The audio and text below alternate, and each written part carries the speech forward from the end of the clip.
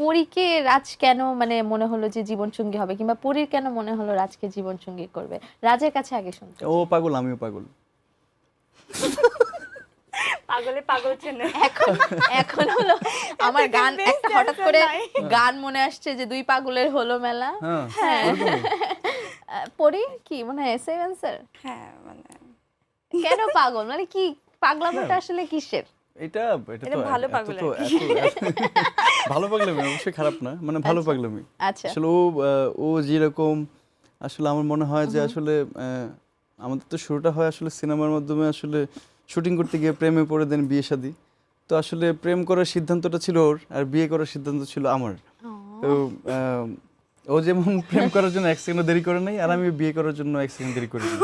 তো আমার কাছে মনে হয়েছে যে না, লাইফের অনেকটা টাইম তো গেল, তো এখন আসলে একটু স্টেবল হওয়া দরকার, খুব ব্যালেন্স একটা লাইফ হওয়া Settle দরকার, down হওয়া দরকার। সেটেল হওয়া দরকার।